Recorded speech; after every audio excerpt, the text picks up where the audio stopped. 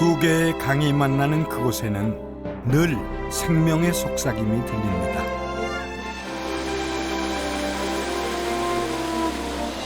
생명은 서로 상생하며 조화를 이룹니다.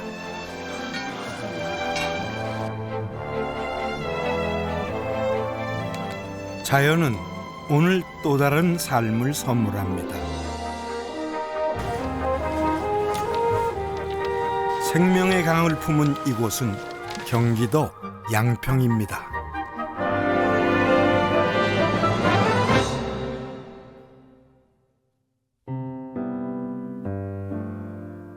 양평하면 가장 먼저 떠오르는 곳 두물머리.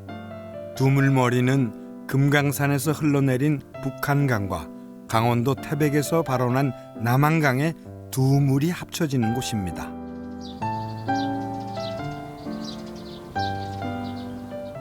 두물머리에는 이정표와도 같은 느티나무 한 그루가 서 있습니다. 400살이나 된 이 나무는 마을 사람들에게는 신령스러운 존재인데요. 해마다 9월이면 이 나무 앞에서 도당제가 치러집니다.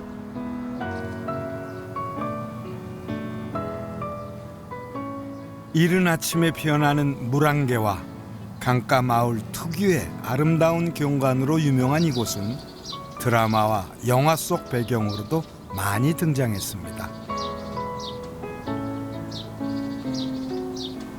야, 말로만 듣던 두물머리. 정말 멋있네.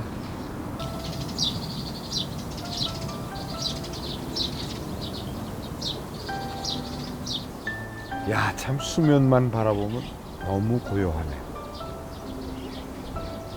그냥 그 산밑 그림자가 물속에 쑥 빠져 있는데 마음도 글로 쑥 빨려 들어가네.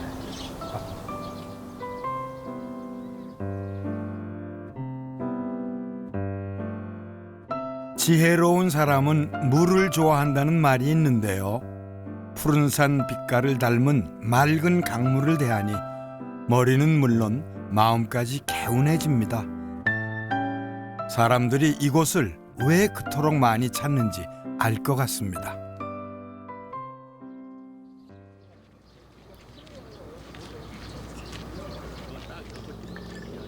계절과 시간에 따라 다른 모습을 보여주는 두물머리는 사진을 찍는 사람들에게도 인기가 많습니다.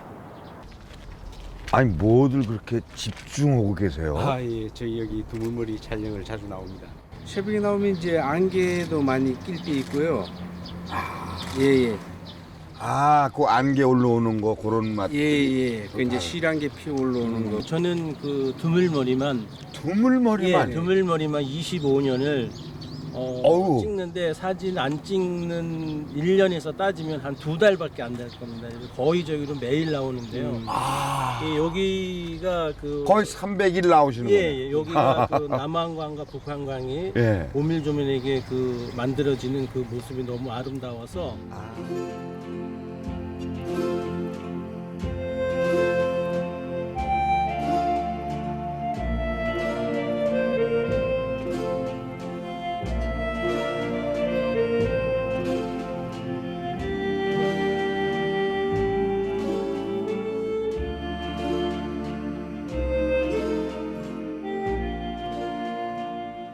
고즈넉하고 어딘가 애잔한 아름다움이 깃든 두물머리.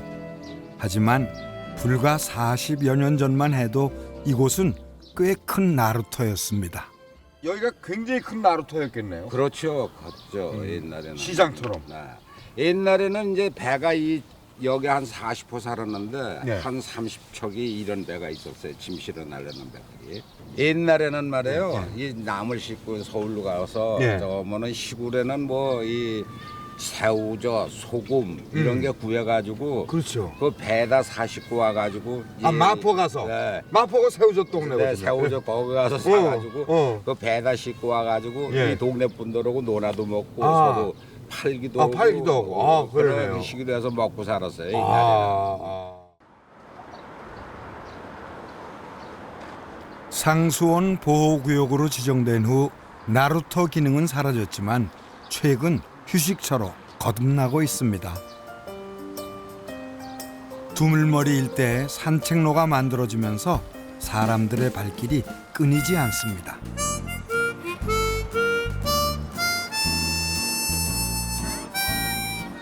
강변을 따라 이어지는 길가의 아름다운 경치에 취한 걸까요? 길을 걷다 보니 어느새 동심으로 돌아갔습니다. 꽃반지 꼈어. 오랜만에 꽃반지도 만들어 끼워봤습니다.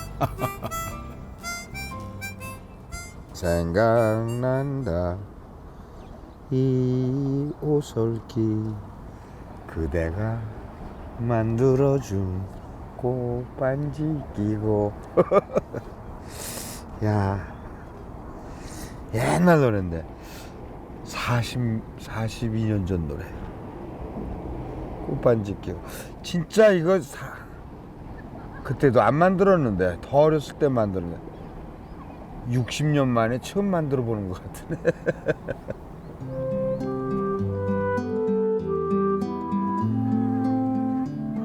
강 주변에는 정겨운 풍경이 펼쳐지는데요. 특히 연꽃과 갖가지 수초가 조화를 이루어 운치를 더합니다. 볼거리뿐만 아니라 수질도 정화하니 일석이조지요.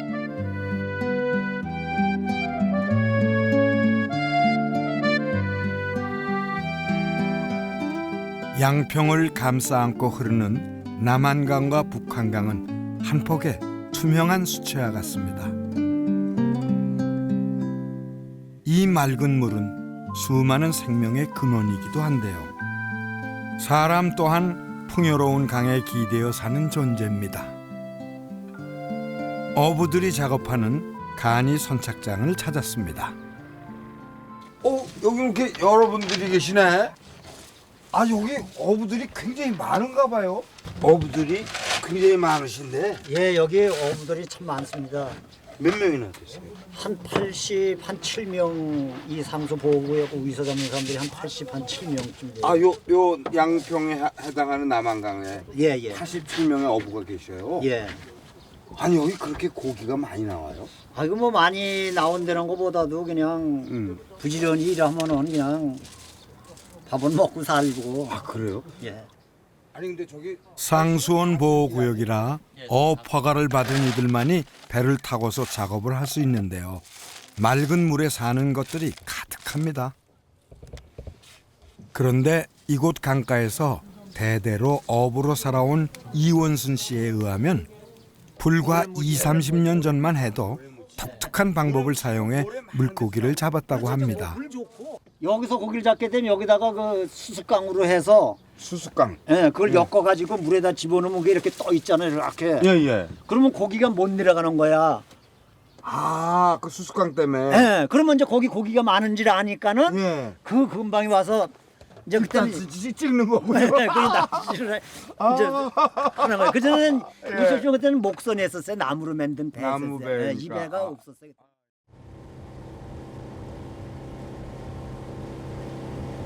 강으로 나가는 어부의 배에 동승했습니다. 부부가 함께 작업하는 어선인데요. 이곳에서 나고 자란 이동희 씨는 30년 넘게 고기를 잡아온 베테랑 어부입니다. 남한강 너무 멋있네요. 새벽에 약간 물안개가 있으니까 더 멋있어요. 가을에는 저 뭐야 구름 위를 날아가는 것 같아요. 그런 느낌이에요. 구름 위를.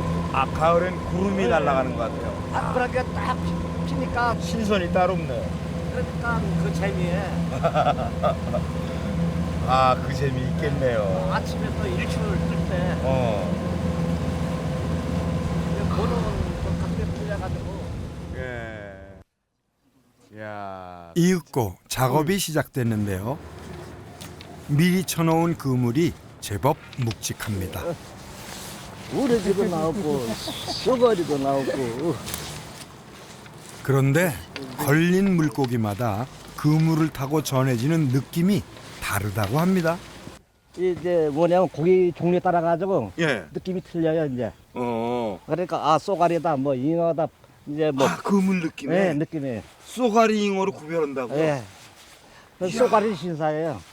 아 쏘가리 신사예요? 예, 그 툭툭 하면 딱 하면 그 가만히 있어요. 이제. 짐작해. 예. 나 잡수. 예, 그 잉어는 그냥 팍팍 거립니까? 예. 잉어는 뭐 그냥 뭐 힘이 좋으니까 그냥. 그래서 제가 한번 저도 한번 그물을 당겨봤습니다. 잡아라. 야, 올라온다. 또 올라오는 거예요? 예. 그거 어떻게 알아요? 야, 보이는구나. 난 모르겠네, 안 보이네.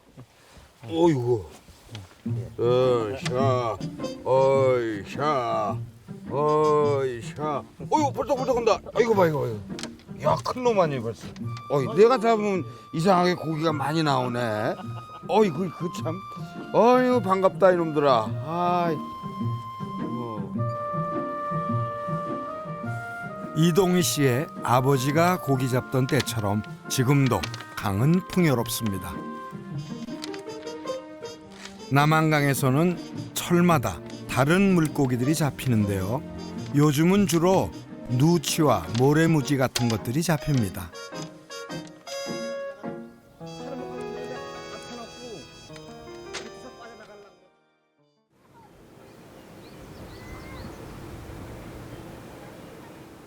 그렇다면 한강에는 어떤 물고기들이 살고 있을까요?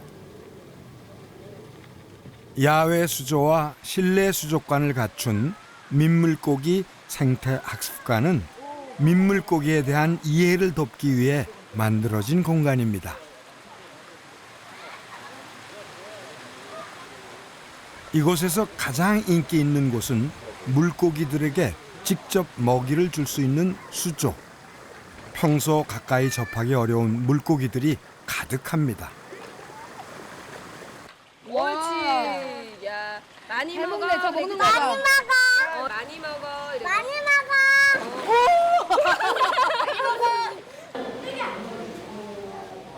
실내 수족관에는 철갑상어와 쉬리 등 65종의 민물고기가 전시돼 있는데요. 어린아이들은 물론 어른들도 호기심이 발동하는 모습입니다. 얘도 뭐 말하면서 얘도 되게 이 녀석의 이름은 철갑상어. 하지만 실제로는 상어와 전혀 관련이 없는 물고기인데요.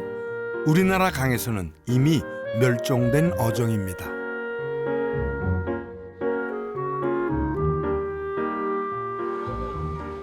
현재 우리나라에 사는 민물고기는 모두 210여 종. 모래무지와 같이 어디서나 흔히 접할 수 있는 게 있는가 하면 한강 납줄개처럼 우리나라에서만 사는 고유종도 있습니다. 또 멸종위기 야생동식물로 지정돼 보호를 받는 것도 있고 꼬치 동자개처럼 천연기념물로 지정된 것도 있습니다. 100번 듣는 것보다 한 번 보는 게 낫다는 말이 있는데요. 이 학생들에게는 오늘의 견학이 확실한 학습 효과가 있는 것 같습니다. 송살이나 그 정도만 있는 줄 알았는데 되게 다양하고 또 색깔 아까 황소가리인가? 그런 것도 있고 되게 신기했어요. 천연기념물로 화려한 황금색 비늘을 자랑하는 황쏘가리는 한강 상류 쪽에 많이 살고 있는데요. 한강에는 황쏘가리뿐만 아니라 우리나라 고유 어종인 얼음치도 삽니다. 환경 변화에 민감한 얼음치 역시 천연기념물. 한강수계에 그 황쏘가리가 상류 쪽에 많이 분포를 하는데 황쏘가리는 천연기념물 190호로 지정이 되어 있어서 보호를 받고 있는 어종입니다. 물고기 중에서 천연기념물은 4종류인데 그중에 2종류가 한강수계에 서식을 하고 있습니다. 직접 배를 타고 강을 둘러보면 어떨까요? 한강유역환경청에서 운영하는 생태학습선을 탔습니다. 이 배는 상수원인 팔당어 근처 한강의 환경과 생태적 가치를 알리기 위한 것인데요. 겨울이 있다 그랬죠? 양평 일대의 북한강과 남한강 등 팔당호를 돌아보는 코스는 어린이들에게도 인기입니다. 그때 어디 있어요? 아, 저 친구가 아까 말했던 가마우지예요. 까만 20m 쑥 들어가는 친구. 사람들의 발길이 닿지 않은 섬은 새들의 천국입니다.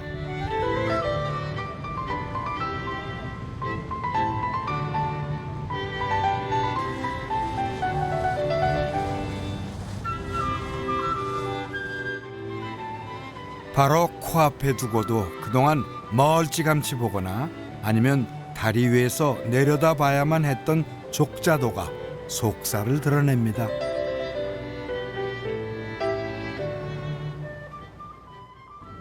저런 섬에는 사람이 살고 있을까요? 안 살고 있을까요? 저 안에 누가 사는지 알려줄게요. 이 섬에 너구리가 살아요. 근데 너구리가 야 너구리야 좀 보여줘봐. 너구리가 나타날까요? 너구리가 굉장히 소심하고 무서움이 많대. 그래서 얼굴은 절대로 보여주지 않아서 사람이 살지 않아 새들의 지상낙원처럼 보이는 이 섬에 너구리가 산다니 대체 어떻게 된 일일까요?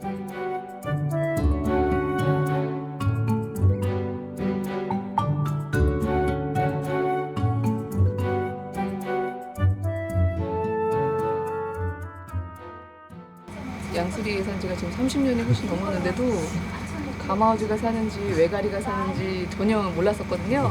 근데 역시 가까운 곳에 가장 소중한 게 있고 또 배울 점이 많다는 걸 이제 깨달았고 또 아이들하고는 모처럼 평일날 이렇게 쉬는 날 나왔는데 너무 뜻깊은 시간이었어요. 너무 즐거웠습니다. 경기도의 동쪽에 위치한 양평은 서울특별시의 1.4배 면적에 10만여 명이 삽니다. 청정한 자연을 간직해 수도권 주민들이 즐겨 찾는 곳이죠. 강물 위로 시원하게 뻗은 이 길은 자전거 도로입니다.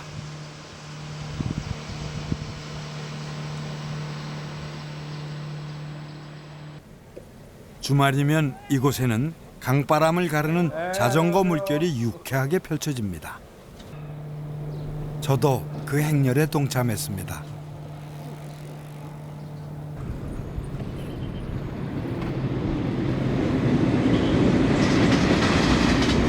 야, 사람들 되게 많네. 어휴.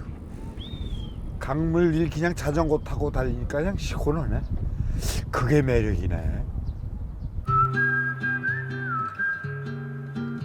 지난해 한강 자전거길이 개통되면서 양평을 찾는 사람들이 늘고 있습니다. 팔당대교에서 충주댐까지 조성된 남한강 자전거길 중에서 양평군 구간은 20여 킬로미터. 옛 중앙선 철로 위에 만들어져 풍광이 이채롭습니다. 얼마나 달렸을까요? 슬슬 다리가 아파올 무렵 쉼터가 눈에 띕니다. 아이고 운치 있네. 분효에서 하는구나. 야, 요 그럴듯하네. 자, 도로 근처 마을의 분효회에서 운영하는 이 쉼터는 자전거 마니어들 사이에 인기가 많습니다. 간편하게 시장길을 달랠 수 있기 때문이죠.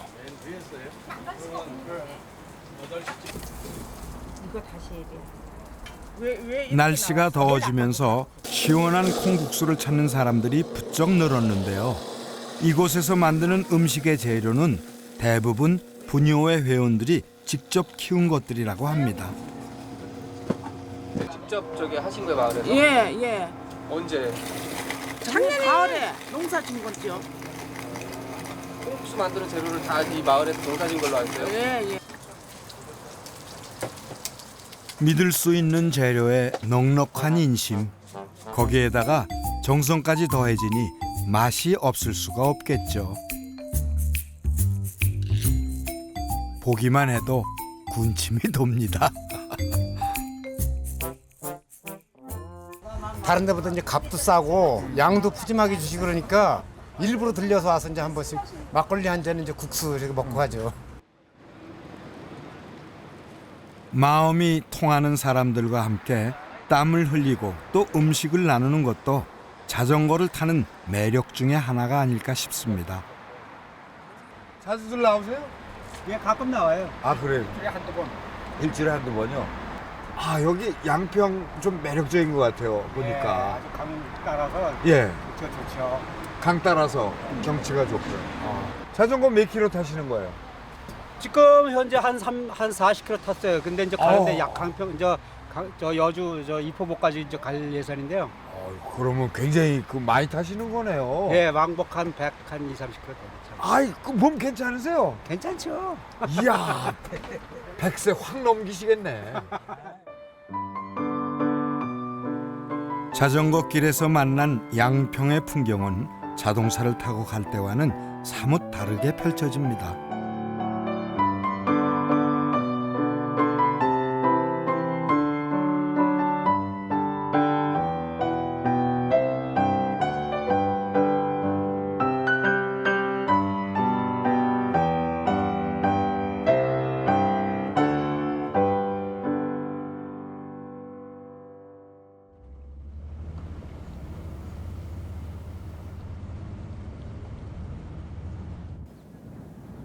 양평의 한가운데에는 높은 산이 우뚝 솟아 있습니다.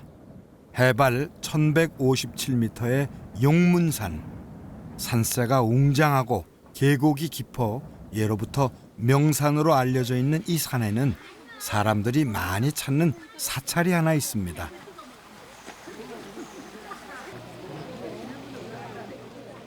바로 천년고찰 용문사인데요. 하지만 이 절에서 가장 유명한 것은 한 그루의 나무, 바로 용문사 은행나무입니다.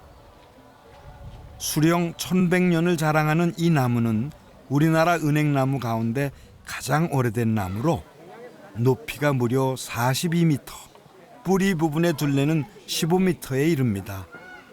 이 은행나무는 어떻게 이곳에서 살게 됐을까요?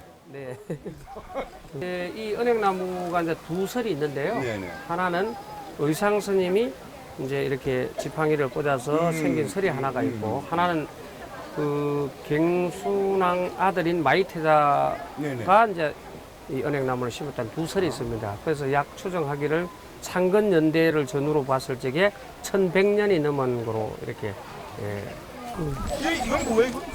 이게 이제 뿌리인데요. 이 뿌리가 저기 화장실까지 뻗쳐져 있습니다. 한 50m도 넘겠네. 예, 그 정도 50m. 됩니다. 아니, 이 50m. 뿌리가 원래 높이하고 예. 비례한다 그래요. 아. 예. 이야. 1100년 동안 건강하게 생명이 있는 이런 문화재는 정말 우리가 소중하다고 봐야 되겠죠. 아유, 그거 정말 잘 모시고 살아야 돼요. 아, 그래요. 천년의 세월을 한자리에서 지켜본 은행나무는 그야말로 살아있는 역사입니다.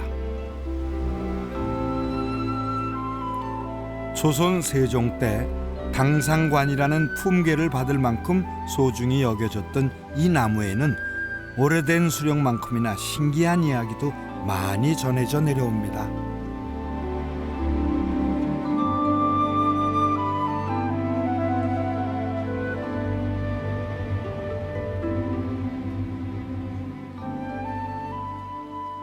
은행나무가 이제 우리 국가가 좀 위기가 있을 적에는 항상 운다 그래요. 땀을 흘린다든지.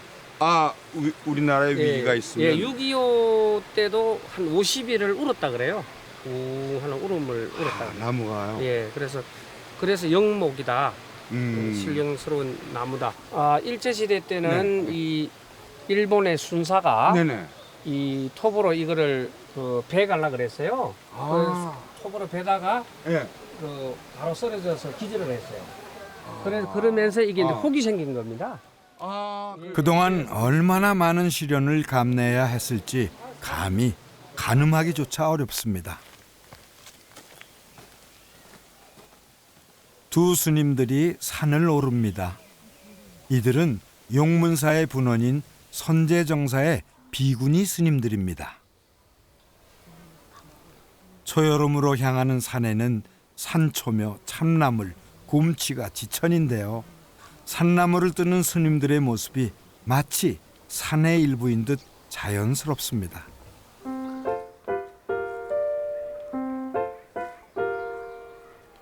초봄 눈이 올 때부터 지금까지 다양한 산나물들이 차례차례 땅을 뚫고 솟아나고 있습니다.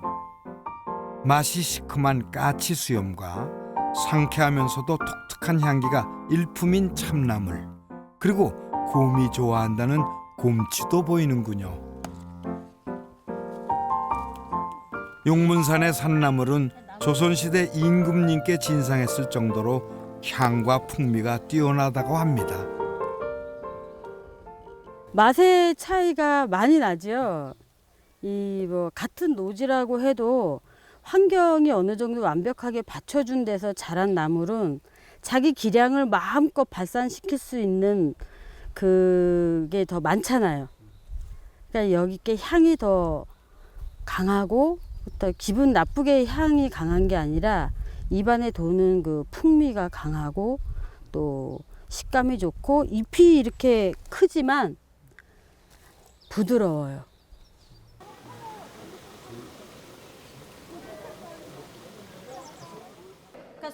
용문산 식재료를 이용한 사찰 음식은 인기가 높습니다. 이건 제피장떡인데요.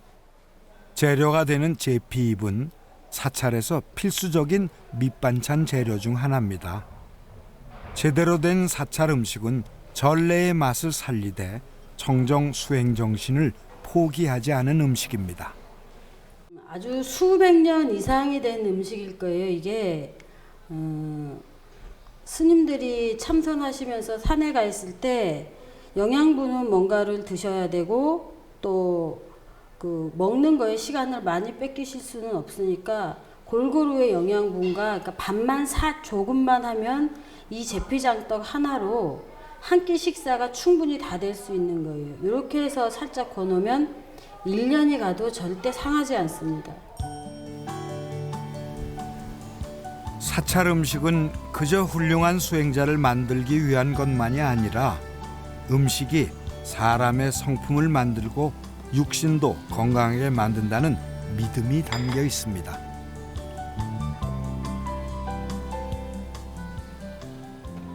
귀하지 않은 재료로 마음을 담으면 귀한 음식으로 될 수 있어요. 또 반을 접어서 이 너풀거리는 이번에는 연잎밥, 안으로 넣으세요. 이렇게 제철에 나는 채소 위주로 먹되 파와 마늘 같은 오신채는 쓰지 않는 것이 사찰 음식의 기본인데요. 음식을 만들고 먹는 모든 과정이 수행의 한 방법입니다. 잘해야 된다. 이윽고 준비된 음식을 함께 나눌 시간. 약식처럼 차지면서도 은행향을 머금은 연잎밥이 담백하면서도 깔끔합니다. 이런 음식은 처음 먹어봤거든요. 맛있고 괜찮은데 만족합니다. 직접 해서 같이 이렇게 먹으니까 되게 몸이 깨끗해지고 맛있고 좋은 것 같아요. 예, 자리로 가십시오.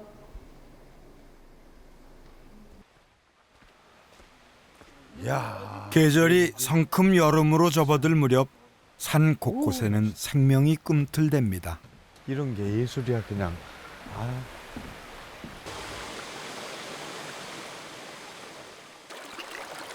용문산 동쪽 자락에 있는 중원계곡은 기암괴석과 맑은 물이 흐르는 곳입니다. 시원한 계곡물을 보고 그냥 지나칠 수는 없죠. 이야, 이거 물이 우쩌.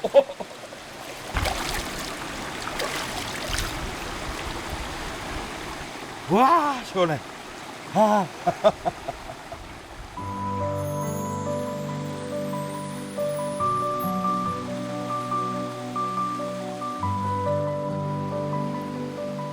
좀 더 상류 쪽에는 비경이 펼쳐집니다. 그리 높지는 않지만 병풍을 두른 듯한 절벽 아래로 수줍은 처녀의 댕기처럼 곱상하게 떨어지는 물줄기가 눈길을 끕니다.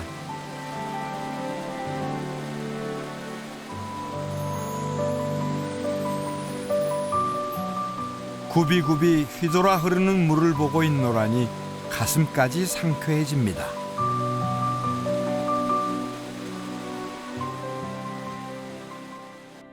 여기 벌들이 많이 돌아다니네.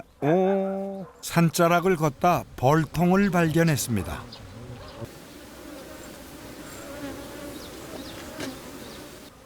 안녕하세요. 안녕하십니까. 그 벌 안 물어요? 예, 가만히만 있으면 벌은 절대 쏘지는 않아요. 그래요? 움직여서 이걸 건드리거나 그러면 쏴도요. 그냥 가만히 있으면은 가만히 사세 이렇게 만져줘도 쏘질 않아요. 그러네. 예. 이거 왜 벌이 이렇게 순해요? 예, 벌이 순해요. 저 조선벌은 양벌보다는 좀 순해요. 조선벌. 예, 토종벌이라고 그러기도 되고. 토종벌이에요. 예. 청정 지역으로 야생화가 지천인 용문산 일대는 토종벌을 치기에 적합한 지역입니다. 토복 농가는 이맘때가 가장 바쁜 시기인데요. 요게 왕벌집이에요. 요게 집이 크죠, 요거보다? 그 두 마리 돌출돼 갖고 요게 이제 덜 진 거예요. 지금 짓기 시작하는 거예요. 요게 지금만 보지 못 봐요. 연어 때는 없죠. 하루에 보통 알은 요새 한참 산란 많이 할 때는 1000개에서 1200개의 산란을 해요. 알을. 갑자기 벌들이 요란하게 움직이기 시작했습니다. 아니 왜 쟤네들은 갑자기 다 나와요? 예, 저게 1년에 한 번씩 5월달이면 분봉을 해요. 숫자가 많아지면 분갈을 합니다. 저게 몇 번까지 분갈해요? 보통 3번 나오는 게 정상이에요. 지금 몇천 마리 넘는 거죠 이거? 보통 한 15,000대가 나올 거예요. 15,000마리가 나와요? 분봉이란 새 여왕벌이 나오기 전에 원래의 여왕벌과 일부의 일벌 집단이 비좁은 집을 떠나 새 집을 찾는 것입니다. 아니 아까 많았었는데 확 줄었네. 그게 지금 현재 저기다가 굴피 껍데기를 매달아 놓고요. 예. 거기다 유인을 시켜서 거기다 저기 곡처럼 크게 생겼네. 예, 점점 커지죠. 걸로 붓고 있습니다. 놀랍게도 굴피 껍질에 벌들이 모여 있었습니다. 그야말로 벌떼입니다. 저 집을 구해러 나가는 벌들이 있어요. 한 50마리에서 100마리 정도가요. 이 산이나 어디나 자기가 살 자리를 보러 댕겨요 지금. 복덕방처럼? 예. 보러 가갖고 거기가 어디 자리가 좋은 자리라는 거를 자기네가 지금 돌아다니고 있을 거예요. 나가서요. 아파트를 찾는 거구나. 그렇죠. 예.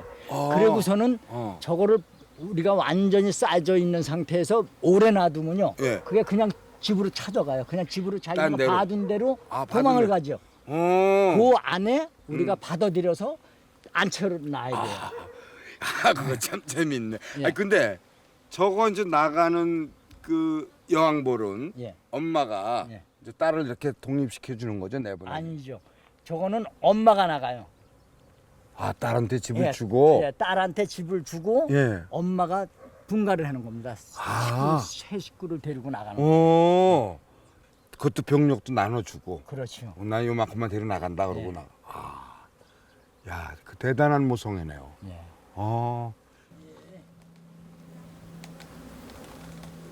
유인이 대충 마무리되자 조용길 씨가 나무 위로 오릅니다. 그리고는 익숙한 솜씨로 벌들이 모여있는 굴피나무 껍질을 떼어내는데요. 신기하게도 벌들이 공격하기는커녕 달아날 생각조차 하지 않습니다. 지켜보는 제가 오히려 조마조마할 지경입니다.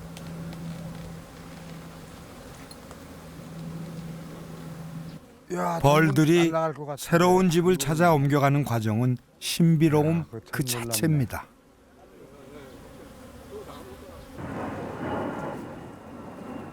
이제 새 집으로 옮길 차례. 먼저 조심스럽게 망으로 감쌉니다. 그리고는 망 속에 새 집을 넣고서 거꾸로 세웁니다. 이렇게 거꾸로 들으면 이제 올라갑니다. 이게.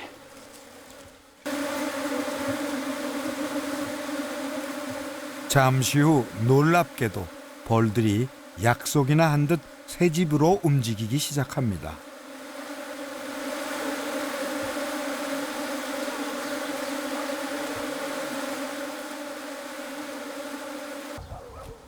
마지막으로 새 집을 적당한 장소에 놓아두고 안착시키면 분봉이 끝납니다. 토종벌을 키운 지 10년째. 하지만 지금도 분봉이 이루어질 때면 조용길 씨는 마음이 설렙니다. 토봉은 양봉과 달리 1년에 한 번만 꿀을 따는데요. 지금부터 잘 돌봐 건강하게 성장하면 올가을엔 꿀을 딸 수 있습니다. 2년 전 벌 전염병이 전국을 강타한 이후 양평의 토종벌 농가도 어려움에 처했다고 합니다. 벌들이 이제 혼자 살기 힘들겠네요. 그러면 이제는 예. 이 지구 환경도 안 좋고 농약 뭐 이런 게 여러 가지 그래요. 농약도 있고. 전자판이 뭐 이런 게 복합적으로 일어나다 보니까 맞아요. 사람이 벌을 잘 키워서 서로 공생하는 그러니까 벌은 벌대로 살려주고 우리는 우리대로 사람은 사람대로 꿀을 따먹을 수 있는 그런 공생관계를 가져야 될 것 같습니다. 야, 그런 시대가 됐군요. 이게 이 꿀이 이제는 다르게 보이네요. 이야, 이건 먹음직스럽다. 오. 운이 좋게도 지난해에 딴 꿀을 맛볼 수 있었습니다. 그렇게 달질 않지요. 안 다네요. 화분내가 많이 날 거예요. 오히려 약간 새콤하네요. 이건 또 맛이 다르네요. 그런데 토종꿀도요. 네. 그 지방마다 차이점은 있어요. 꿀이 어느 꽃이 따오느냐에 그치, 따라서. 꽃에 따라서. 그거 생각보다 달지가 않네. 이 몸에 좋다니까 자꾸 먹게 되네. 많이 들어보세요. 이게 제가 더 좋아지면 안 되는데.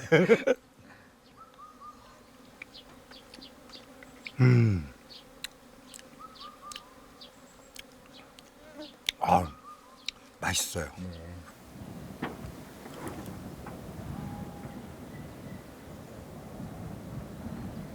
용문산 자락에 있는 보릿고개 마을. 마을로 들어서다가 물고기를 잡는 모습이 눈에 들어왔습니다.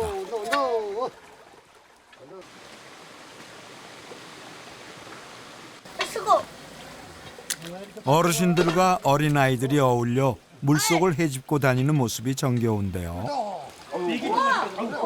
지렛대와 족대를 이용해 물고기를 잡고 있었습니다.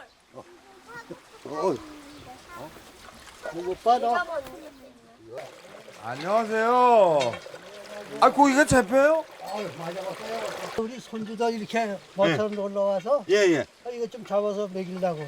손주들 먹이려고요? 여러 거 버들치라고 그래요. 버들치.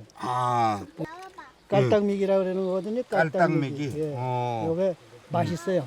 맛있어요. 네, 시중에서 왜 요새 그 메기탕 끓이죠? 예. 그거보단 이게 원래가 맛있습니다. 그건 이제 양식한 거고, 이건 자연산이잖아요. 그 자연산이죠, 여기서 잡은.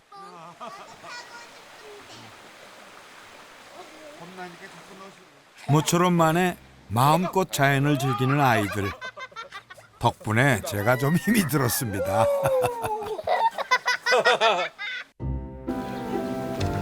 여긴 참 또 아름다우게 다른 아름다움이 있네. 70여 가구가 사는 보릿고개 마을은 이름처럼 과거 화전을 일구며 어렵게 살았던 마을입니다. 하지만 최근에는 지난 추억을 체험 프로그램으로 짜서 성공적으로 운영하고 있는데요. 여러분들 뭐들 만드셔? 안녕하세요. 마을을 둘러보다가 오래된 옛집의 마당이 시끄러워 들러봤습니다. 손재주가 좋은 농부의 집이었는데요. 집안 구석구석이 아늑합니다. 그 이쁜 색깔 그게 개떡이라고요? 예. 무슨 개떡이? 이게 뭐 보리개떡도 있고요. 예. 뭐 비트로 한 것도 있고 쑥개떡도 있고 호박개떡도 있고 4가지예요. 야, 이쁘네요. 네, 이쁘죠. 아 여긴 또 뭘 끓이시는 거예요? 그 뭐 이상? 여기는 감자 범벅이에요. 감자 범벅이요? 예. 이거 전부 하얀 감자네요. 네. 감자 막 요건- 자르려놨네. 네, 요건 감자 가르고 예, 이거 그러고요. 이거는 호박이 노란 거. 호박. 저 예, 개떡 예. 갖다 여기다 넣으셨네. 예. 야, 이걸 감자 범벅이라고 그러는 예. 거예요? 그래서 이렇게 다져서 그 전에 연날 노인네가 이렇게 다져서 네, 이렇게 잡숴보세요. 요게 맛있다고요? 네. 예. 요게 뭐였죠? 고구마 가루요. 고구마 가루.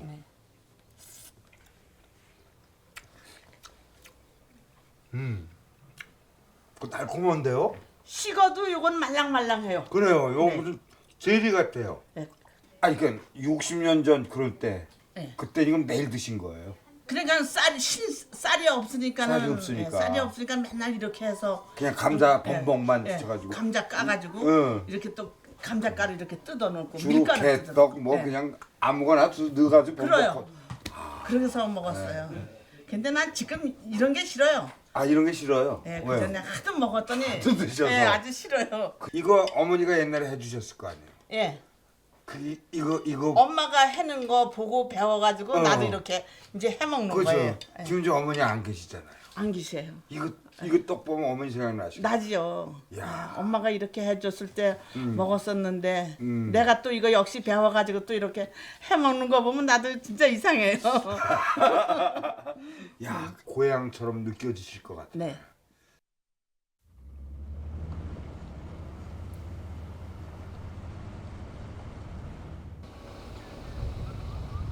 지평면에 있는 굳은 마을.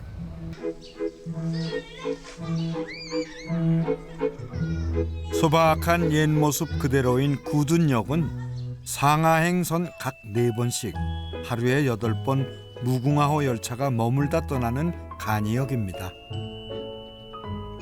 1940년 중앙선 철도역으로 첫 역사 기능을 시작한 이곳은 간이역 중에서 풍경이 가장 아름다운 곳으로 꼽히는데요.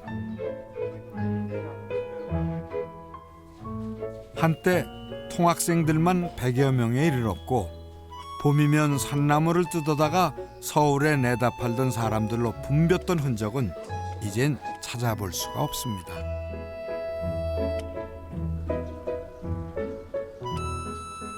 역사가 세워질 당시에 함께 심어졌던 향나무에서도 제법 세월의 무게가 느껴집니다. 이곳에 추억을 남기고 간 이들은 지금 어디에서 어떻게 지내고 있을까요?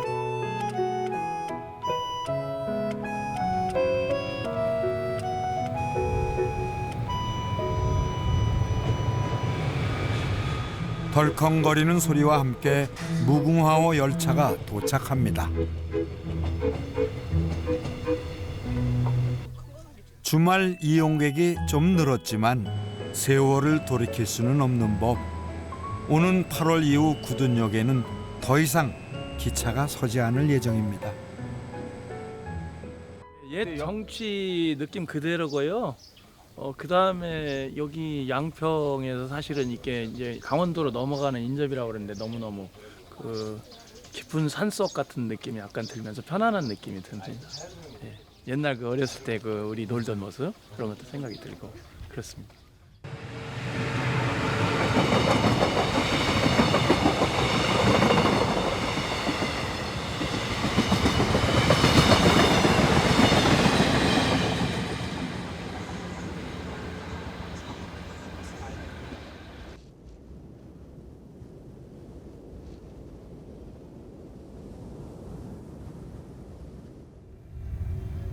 지평리에서는 요즘 이른 아침부터 저녁까지 모내기가 한창입니다. 이양기를 이용해 모내기를 하면서 예전보다 힘은 덜 들지만 하루 종일 논에서 씨름하기란 쉽지 않은 일이죠. 이럴 때 새참만큼 반가운 게 또 있을까요? 우리 동네 어머니들 이리 오세요. 고맙습니다. 막걸리 한 잔에 피곤이 가십니다. 오랜 세월 동안 이 막걸리는 마을 사람들의 삶과 함께 해왔습니다. 쭉 들이키세요. 네, 좋습니다. 아유, 너무 많이 먹네. 조금 반만 먹으면 돼. 맛있네. 어우, 어휴, 나온다니까 나와. 막걸리에 얽힌 추억담이 술술 풀려 나옵니다. 양주장 학교가 있습니다. 그래서 학교 업무를 하다 보다 보면 펌프가 망가져가지고 물을 뜨러 양주장으로 가요. 그럼 학생들이 장난 삼아서 물을 뜨는 게 아니라 주전자에다 막걸리를 떠가지고 와서 먹던 그런 그 옛날 생각이 기억이 중고등학교가 바로 옆에 붙어 있거든요. 그래서 학생들이 물 들어가가지고 물 안 보고 그냥 막걸리를 퍼먹고 그런 에피소드가 있는 거예요. 그때 배고파 도시락 못 싸갖고 다녔잖아. 술밥을 쪄갖고 딱 널어놔. 그러면 거기 가서 뛰어가서 한 콘 주워 갖고 와서 먹는 거야. 맞아. 그때 어려운 시절이니까 그걸 얻어다가 그냥 물을 풀어가지고 끓여가지고 먹으면 그거 먹으면 또 다 채 그냥 금방 채는 거예요. 술치기면 먹으니까. 우리가 그렇게 살았어요. 참 어렵게 살았지. 지평리에서 막걸리를 얘기할 때 빼놓을 수 없는 곳이 있습니다. 보는 것만으로도 그 역사를 짐작케 하는 오래된 건물. 이곳은 90년 가까이 막걸리를 빚어오고 있는 양조장입니다.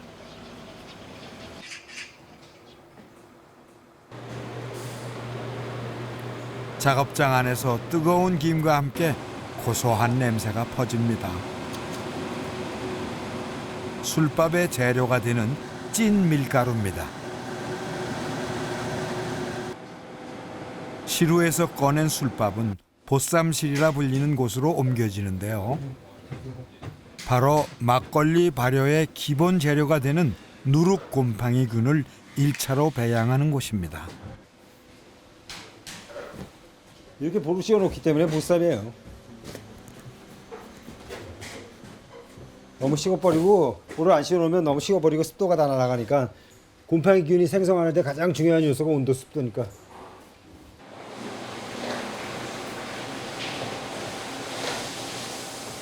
누룩곰팡이균을 배양하는 종국실은 양조장의 가장 핵심적인 공간.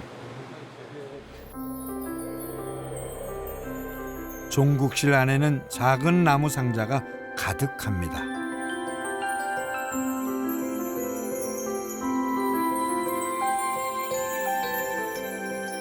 상자는 모두 오동나무로 만들어졌는데요. 수분을 머금었다 발산하는 오동나무의 성질을 이용해 균 배양에 필요한 최적의 온도와 습도를 유지하기 때문이죠.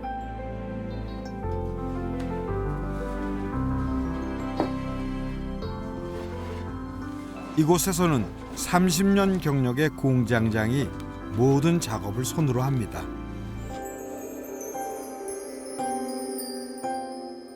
요새는 하늘을 못 본 것 같은데. 예, 이거 아마 전국에 유일할 겁니다. 다른 데는 다 기계로 하는데 기계로 하면 손으로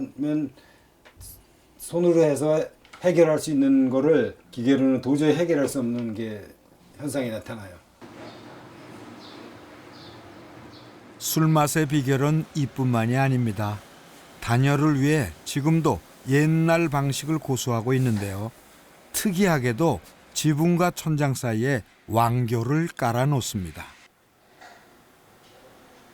왕교를 쓰면 단열도 되지만 동시에 습도도 조절해주는 효과를 낸다고 하는군요.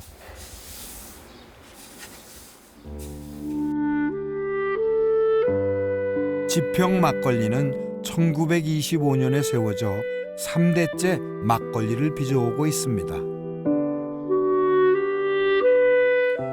일제강점기에 지어진 양조장 건물은 한국전쟁 당시 유엔군의 프랑스 대대 지휘소로 사용되기도 했습니다.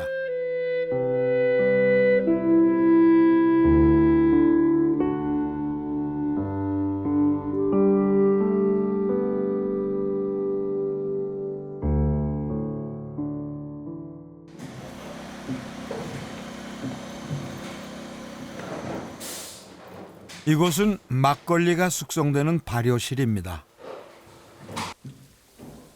균이 원활하게 활동할 수 있도록 산소를 공급해주기 위해 2~3시간마다 한 번씩은 저어줘야 하는데요. 이제 하루에서 이틀 후면 맛 좋은 막걸리가 탄생합니다.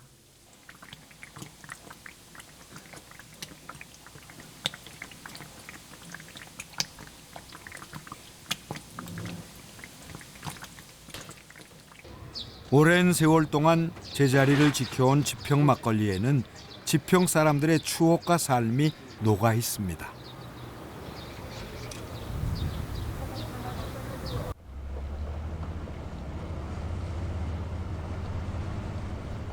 산이 높고 물이 맑은 양평을 사랑하는 사람은 많습니다.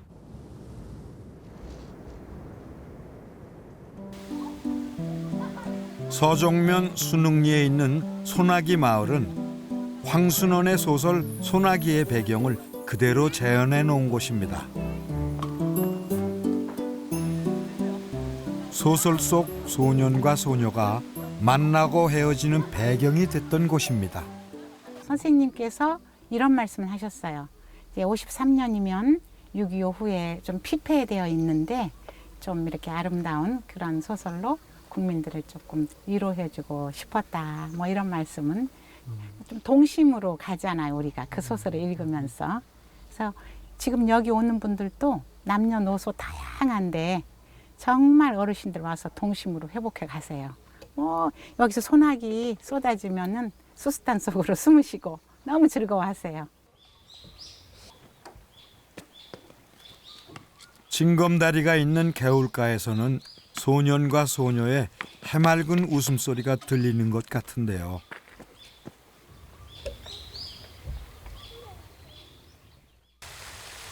자연스레 애틋했던 첫사랑과 아련한 유년의 추억을 되새기게 합니다.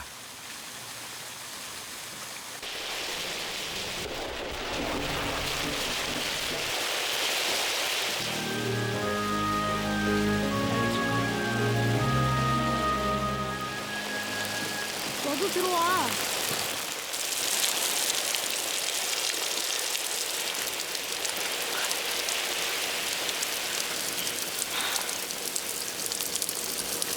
따뜻하다.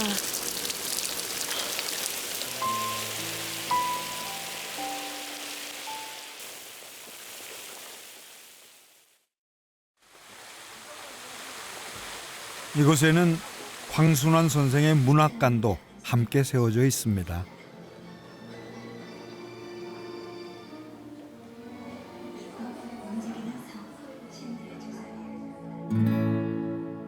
선생의 서재를 그대로 재현해 놓은 공간에서는 소박하면서도 인간적인 채취가 느껴집니다.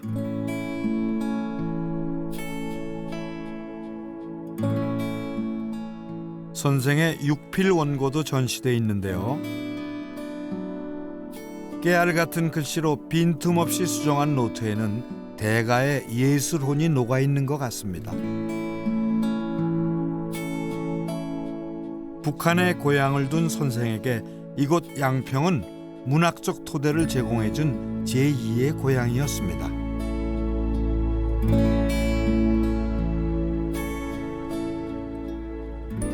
위대한 예술은 시대를 초월한다지요.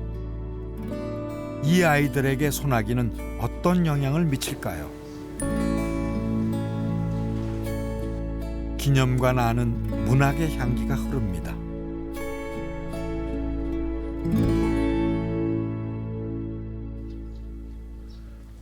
양평을 사랑하는 사람들 중에는 유독 예술가들이 많습니다. 어이구, 그림 그리고 계시네. 인구 대비 문화예술인들이 가장 많이 사는 곳이 양평인데요. 때문에 곳곳에서 예술가들을 쉽게 만날 수 있습니다. 한국화를 그리는 홍영선 선생. 그는 양평에 반해 아예 이곳에 정착했다고 합니다. 양평의 곳곳을 다니며 양평 50경을 작품으로 그려내기도 했다는데요. 아, 이건 지금 양평 50경 중에 그림들입니까? 그렇습니다. 그거 아시겠죠? 네. 유명한 영문서 은행나무. 야. 가을의 은행나무입니다. 아, 요 가을에 그리셨네.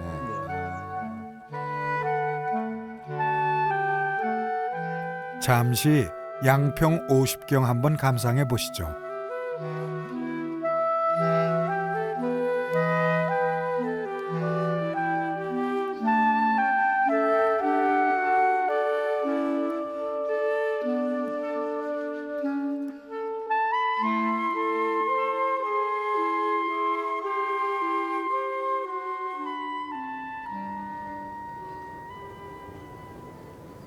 그가 양평에서 놓치지 말아야 할 곳이 있다며 양평에 숨겨진 아름다운 풍경 속으로 안내했습니다.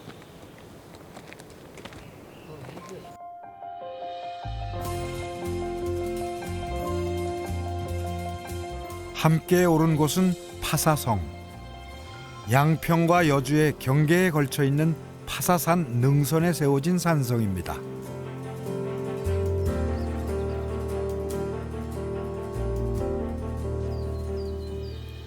오래된 성벽의 흔적이 남아 있는데요. 힘들긴 했는데요. 진짜 경치 좋네요. 예, 조금 땀 흘린 보람이 있는데요.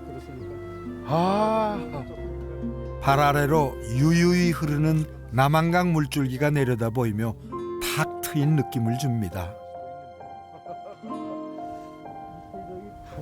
여기 와서 보면 색깔이 아주 이뻐요, 깊고요. 저기 강물이 쫙 둘러지는데 신비스럽기도 하고 그래서 제가 여기를 전망도 좋고 물 색깔도 좋고 그래서 제 나름대로는 양평 제일경이다 여기가. 아니 여기 그렇게 환하면 제일경이네요. 제가 느낌이 그래요. 산능선이 다름질치다 강줄기를 품은 풍광이 가히 절경입니다.